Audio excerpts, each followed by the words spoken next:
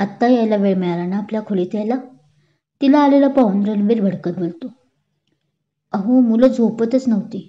एकामागून एक अशा 5 गोष्टी सांगितल्या, तेव्हा कुठे आता जाऊन दोघे झोपले. दीपा आत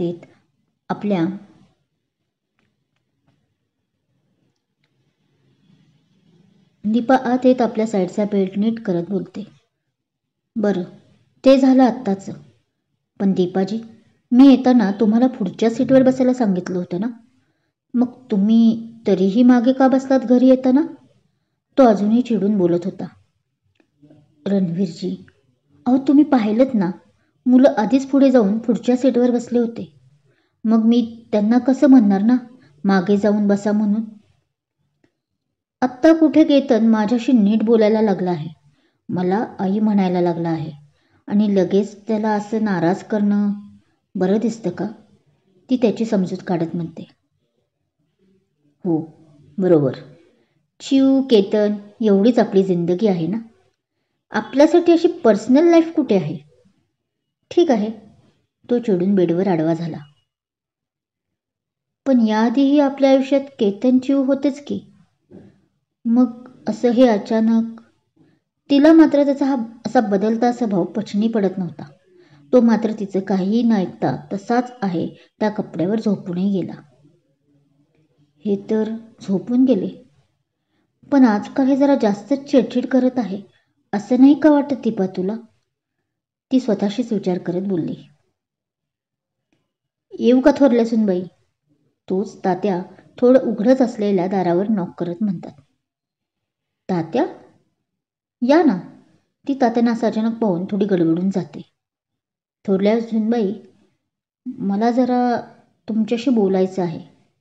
जरा बाहेर येता का? ते झोपलेल्या रणवीरकडे एकदा पाहत बोलतात. हो, येते ना. तीही रणवीरकडे पाहत बोलते आणि तात्यांच्या मागे बाहेर पडते. तात्या? बोला ना. ते तात्यांच्या खोलीत येताच ती बोलते. थोरल्या सुनबाई, तुम्ही मला तुमचे वडील मानता ना? तात्या तिच्या पाठमोरे मागे हात बांधून उभे होते. समोरच त्यांच्या पत्नीची फ्रेम होती.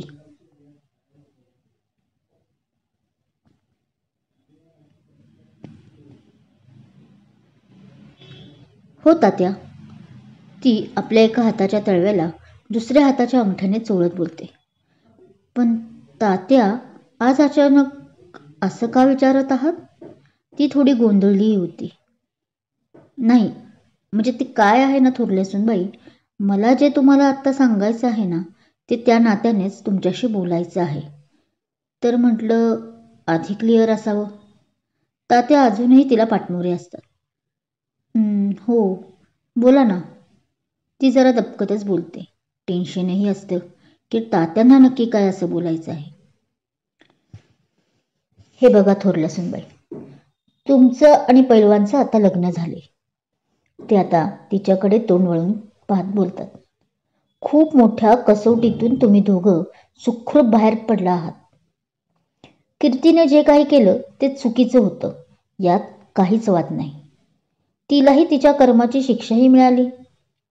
त्यामुळं आता मला असं वाटतंय की तुम्ही दोघांनी आता आपलं नातं पुढे न्यावं.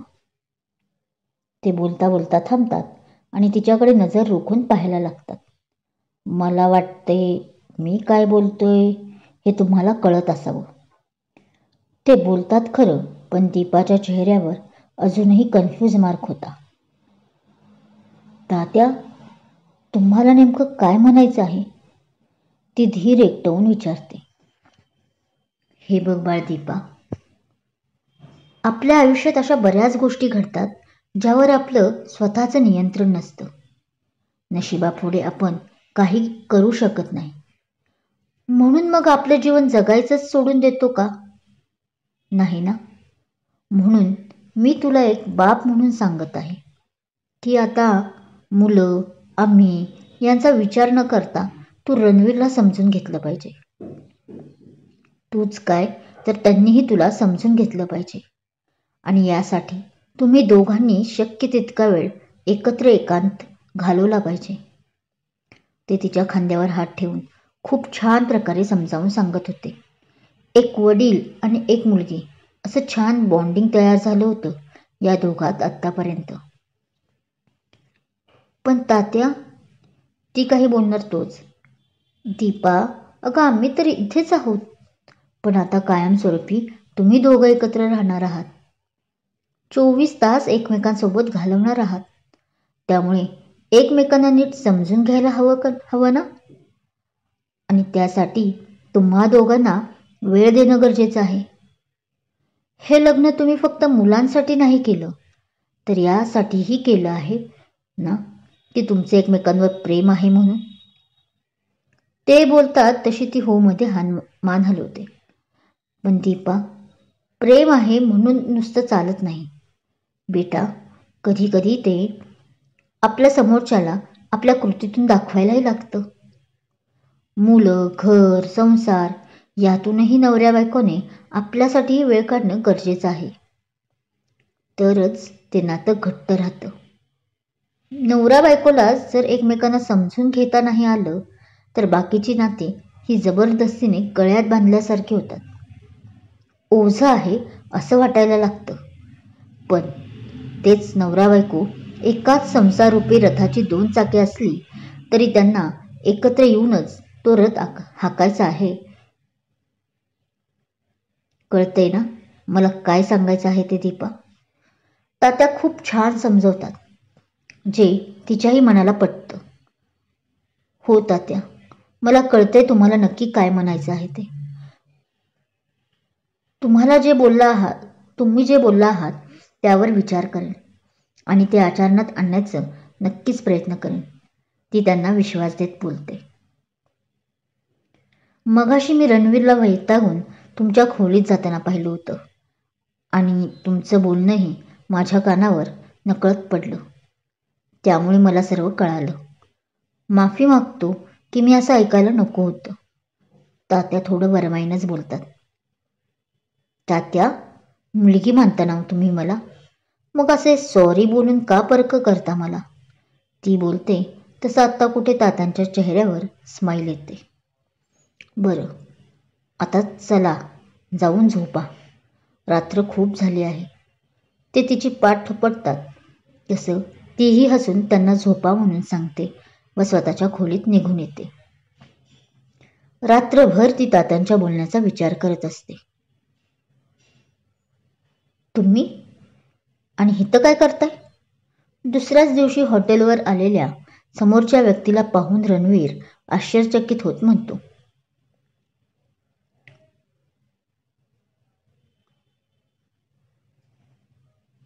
तुम्ही इथं काय करताय? हॉटेलवर असं सकाळी सकाळी दीपाला पाहून रणवीरला आश्चर्य वाटतं. तसं तो तिला विचारतो. हो, सकाळी तुम्ही नाश्ता न करता आलात ना रागात, म्हणून म्हटलं की दुपारचं जेवण आपण एकत्र करावं.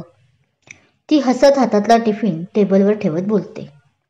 तो इकडे तिकडे पाहायला लागतो. तसं काय पाहताय असं? तीही मग इकडे तिकडे पाहतच त्याला विचारते. नाही, पाहतोय एकट्याच आला आहात की केतन व चिवही सोबत आलेत? कोणी नाही आलं का आज तुमच्याबरोबर? एकट्याच कशा काय आल्या आज तुम्ही? तो टोमणे मारत तिला बोलतो. रणवीरजी, अजून तुमचा राग नाही गेला? ती खूप अस्वस्थ होत बोलते. तिला खूप टेन्शनही आलं होतं की ह्यांचा राग घालवायचा कसा. तसं तिला एक आयडिया सुचते. ती त्याचा हात पकडते आणि आतल्या खोलीत आणते. दीपाजी, अहो काय करताय? तो आपला हात सोडवण्याचा प्रयत्न करत असतो पण काही केल्यास सुटत नसतो, कारण तिने तो खूपच घट्ट पकडला होता. दीपाजी, सर्व पाहत आहे, हे काय करताय तुम्ही? तो आज जाताना सगळ्यांकडे नजर टाकत ऑकवर्ड स्माईल करत तिला बोलतो. मिस्टर रणवीरजी, एका खोलीत येताच ती त्याच्या गळ्यात आपले दोन्ही हात गुंफवत म्हणते. तर मिस्टर रणवीरजी, म्हणे तुम्ही खूप बेचैन होता आपल्या बायकोशी गप्पा मारायला. So let's talk. बोला आता. इथे कोणी नाही. ना तात्या, ना केतन, ना चिऊ. मिसेस रणवीर, हात खाली करा. तो तिचे गुंफलेले हात खाली करत म्हणतो. आता हा मस्का मारायची काही गरज नाही. तुम्ही आपलं तेच पहा. घरं, मुलं, तात्या, शेवटी मी कोण ना तुमचा. तो हाताची घडी घालून गाल फुगवत म्हणतो. रागात पण किती क्यूट दिसता तुम्ही रणवीरजी, ती त्याचे गाल ओढत बोलते. तुम्ही त्या दिवशी सुद्धा खूप भारी दिसत होता, त्या गुंडांबरोबर फायटिंग करत असताना. ती आपल्याच नादात बोलते. अच्छा, म्हणजे तुम्हाला आपली पहिली भेट आठवते म्हणायची तर. मला वाटलं आत्तापर्यंत विसरूनही गेला असाल. तो पाठ करत तिला बोलतो. इतकं सहज सगळं विसरणं इतकं सोपं नसतं रणवीरजी. काही गोष्टी अशा असतात की त्या आपल्या हृदयाला जाऊन डायरेक्ट भेटतात, की त्या तिथून कितीही नाही म्हटलं तरी काढता येत नाही. ती आता इमोशनल झाली होती. मी गेली 6 वर्ष तुमचं प्रेम नुसतं मनात ठेवलं नव्हतं, तर ते अलगद जपून रोज तुमच्या वस्तूंनी त्याला खतपाणी घालत होते. इतकं सोपं त्यावेळी नव्हतं माझ्यासाठी राणाजींची जागा तुम्हाला द्यायला. पण मी ते 6 वर्षात केलं मिस्टर रणवीरजी. ज्या दिवशी मला समजलं की हे आकर्षण नसून प्रेम आहे, तेव्हा मला खूप मोठा झटका बसला होता. तेव्हा मी स्वतःलाच खूप कोसलो होतं की मी दीपा अशी इतक्या सहजपणे मोहन कशी काय करू शकते, इतक्या सहज राणाजींना विसरू कशी शकते. ती आज पहिल्यांदाच त्याच्याजवळ व्यक्त होत होती. आणि रणवीर आज काही न बोलता फक्त तिला ऐकण्याचं काम करत होता, तेही अगदी मनापासून. आणि ह्याची सुरुवात त्याच दिवसापासून झाली होती ज्या दिवशी मी चिऊला एकटीला इथे सोडून गेले होते. तेव्हापासूनच मला तुमच्याबद्दल फील व्हायला सुरुवात झाली होती. पण मी स्वतःला कंट्रोल केलं होतं, कारण मी जगणार नाही जास्त दिवस या विचारांनी. पण नंतर जेव्हा मला माझा रिपोर्ट चुकीचा आहे असं कळालं, तेव्हा मात्र मी स्वतःला रोखू शकले नाही. ती बोलत होती. आणि तरीही तुम्हाला माझ्यापर्यंत पोचायला 2 वर्ष लागली दीपाची. तो तिच्या खूप जवळ होता. अगदी दोघांच्या हृदयांची धडधड दोघांना ऐकायला येत होती. हो, कारण मी समजत होते की ती काही बोलणार पुढे, तोच तिचा श्वास रोखला गेला त्याच्या आशा जवळ येण्याने. नैना माझ्या आयुष्यात असेल असंच ना? तो अजून 2 पावले पुढे येत तिला बोलतो. पण समजा खरंच माझ्या आयुष्यात कीर्तीऐवजी नैना असती तर, आणि ती म्हटल्याप्रमाणे ती खरंच माझ्यावर प्रेम करत असती तर. तो बोलता बोलता आता अचानक थोडा दूर होतो. तरी तुम्ही माझ्या आयुष्यात आला असता. आता त्याच्या बोलण्यात थोडी कटुता आली होती. त्याला आता तिच्याकडूनच जाणून घ्यायचं होतं की त्याच्यावर खरंच प्रेम करते की ती चॉईस पर्याय म्हणून आपल्याकडे पाहते, हे जाणून घ्यायचं होतं. म्हणजे मी समजले नाही, ती गोंधळते. सोप्पा प्रश्न विचारला होता खरं तर मी दीपाजी, पण ठीक आहे, अजून विश्लेषण करून सांगतो. नैना माझ्या आयुष्यात आहे म्हटल्यावर तुम्ही आपल्या प्रेमाची कबुली दिली असती का दीपाजी? तो आता तिच्यावर नजर रोखत विचारतो. पण आता तशी परिस्थिती नाही ना. तिला काय बोलावं आता सुचत नव्हतं. माझ्या प्रश्नाचं उत्तर हे नाही दीपाजी, तो आपली नजर रोखत विचारतो. पण रणवीरजी, ती पुढे काय बोलणार तसं? माझ्या प्रश्नाचे उत्तर द्या आधी दीपाजी, तो तिचा हात घट्ट पकडत बोलतो. काय उत्तर हवंय तुम्हाला? तुम्हाला असं तर वाटत नाही ना रणवीरजी, ती एक पॉज घेत बोलते, की मी मजबुरी आहे म्हणून तुमच्याशी लग्न केलं आहे असं? ती आता मात्र कठोर होत बोलते, कारण कुठे आत्ता त्याच्या सवालाचा रोग तिला कळत होता. हे उत्तर नाही माझं दीपाजी, तो आता परत थोडं थोडं पुढे सरकायला लागतो. तसं तीही मागे मागे सरकायला लागते. यावेळी जेव्हा ती मागच्या भिंतीला जाऊन धडकले तेव्हा तो आपले दोन्ही हात भिंतीवर ठेवून तिला लॉक करतो. उत्तर द्या दीपाजी, तुम्ही माझ्या आयुष्यात परत आला असता का? दिली असती का आपल्या प्रेमाची कबुली? तो तिच्या मागच्या भिंतीवर मूठ करून रागात मारतो. ओके, उत्तर ऐकायचं आहे ना तुम्हाला रणवीरजी? मग ऐका. तीही एक मोठा श्वास घेत बोलते.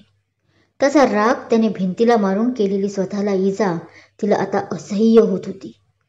मी इथे 10 दिवसांपूर्वी आले होते तेव्हा तर मला तुमच्याबद्दल व कीर्तीबद्दल काहीच माहीत नव्हतं. मी इथे आले होते तेव्हा इथे नैनाच असेल असं इमॅजिन करूनच आलेले. धाडस ही त्याच गोष्टीचं होत होतं की काही झालं तरी इथून जाताना कमीत कमी आपल्या प्रेमाची कबुली देऊनच जायचं. ती बोलत होती. म्हणजे तुम्ही इथं परत जाण्यासाठीच आला होता तर? मग जर असं होतं तर आपल्या प्रेमाची कबुली तरी कशाला द्यायची होती? तो परत तिचं काही न ऐकू घेता मध्येच बोलत हाताची मूठ भिंतीवर मारतो. काय वाटतं तुम्हाला? रणवीर त्याच्या जागी बरोबर आहे की चूक आहे? रणवीर जो विचार करतो ते बरोबर की चूक? नक्कीच कमेंटमध्ये तुम्ही मला सांगा. पुढे काय झालं हे ऐकण्यासाठी ऐकत राहा करार एका लग्नाचा. माझी कथा आवडली असेल तर लाईक करा, शेअर करा, कमेंट करा आणि हो, अजूनही चॅनल सबस्क्राईब केलं नसेल तर सबस्क्राईब जरूर करा. थँक्यू.